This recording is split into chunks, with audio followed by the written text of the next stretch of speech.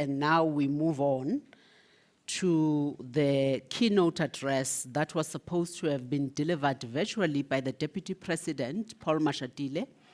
He unfortunately, due to a change in his schedule, will no longer be able to deliver this address virtually. He has, however, pre-recorded the keynote address. Deputy President Paul Mashatile was Minister of Arts and Culture between 2010 and 2014, and before that he was the Premier of Gauteng from 2008 to 2009. He has held many MEC portfolios in the Gauteng provincial government, including housing and finance, and he was appointed Deputy President in March 2023. And now for his recorded keynote address, if we can have that played, please. Good morning. I'm honored to be able to make this address today at this esteemed 29th NEDLAC Annual Summit on the 30th anniversary of South Africa's freedom and democracy. I would have loved to have joined you physically. However, I'm in Limpopo to fulfill an important constitutional responsibility, which is to provide water to all communities. Compatriots, NEDLAC continues to be the cornerstone of social dialogue and consensus building in our nation, playing a pivotal role in advancing our collective vision for a prosperous and inclusive society. As NEDLAC celebrates 30 years, we must also pay tribute to the key people who have built NEDLAC. These include former Minister of Labor and former convener from organized business, labor and community organizations. Through NEDLAC, especially in response to COVID-19 pandemic, we convened a session to develop an economic reconstruction and recovery plan. We appreciate the collective in NEDLAC that has always been critical in engaging government in response to socio-economic challenges. Hence, we are of the view that we must continue to strengthen NEDLAC as a critical player in building strong social compacts. Further, our approach to dealing with COVID-19 and the energy, freight, and logistic crisis is evidence of the gains that we can and have made as a collective. We must also pay tribute to BUSA, partnership focusing on energy, freight, and logistics, and crime.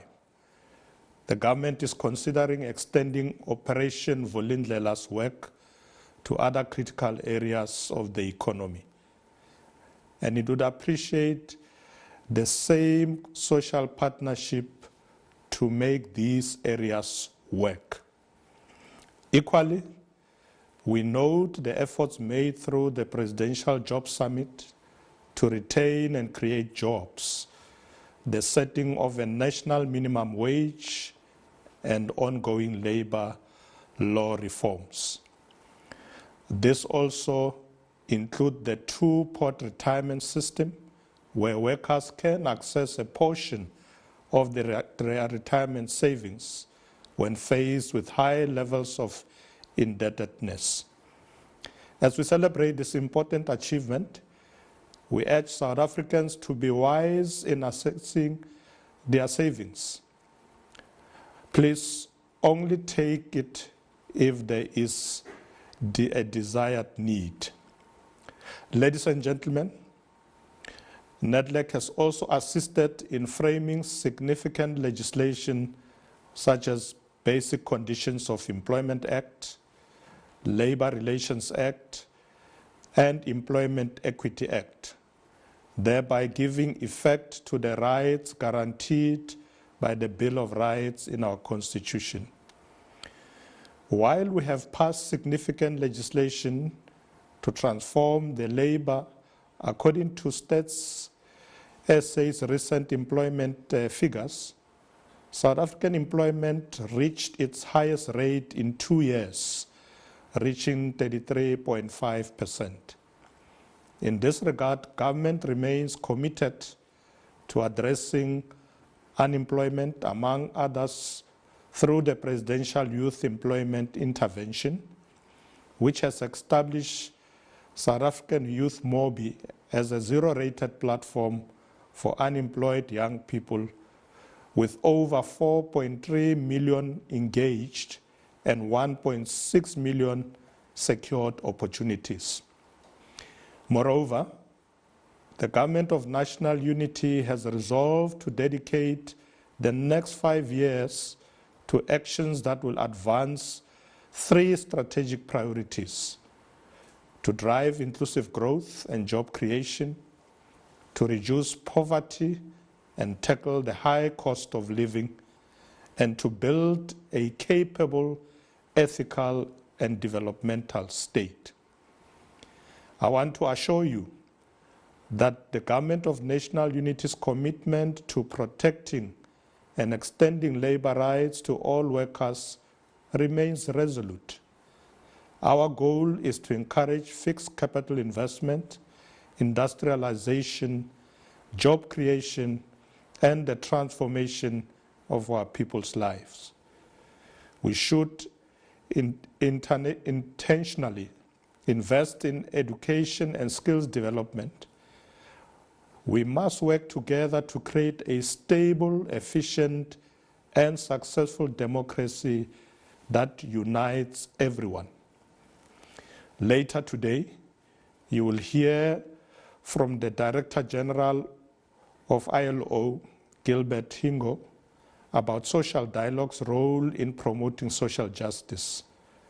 The ILO has pioneered the concept of social dialogue, which they have defined as negotiations, consultations, joint action, discussions, and information sharing involving employers, workers, and government. South Africa has extended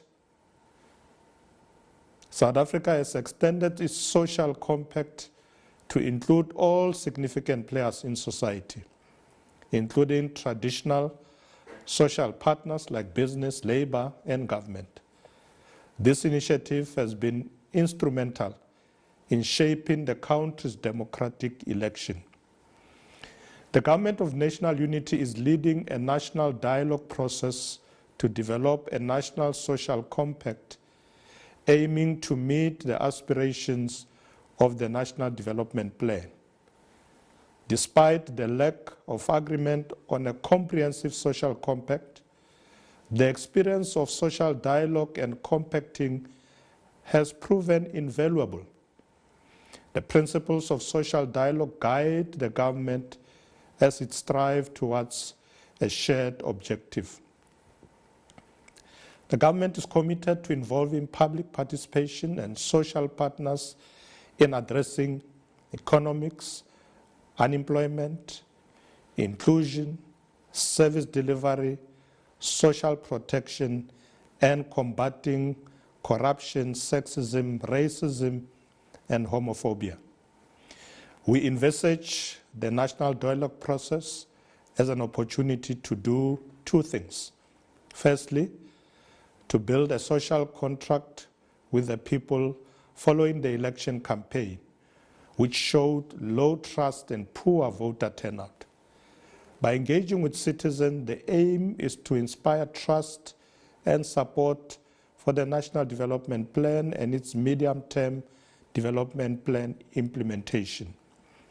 In this regard, the social partners at NEDLAC, in partnership with the Department of Planning, Monitoring and Evaluation, have conducted a 30-year review of the period, focusing on achievements, lessons, plans for the future.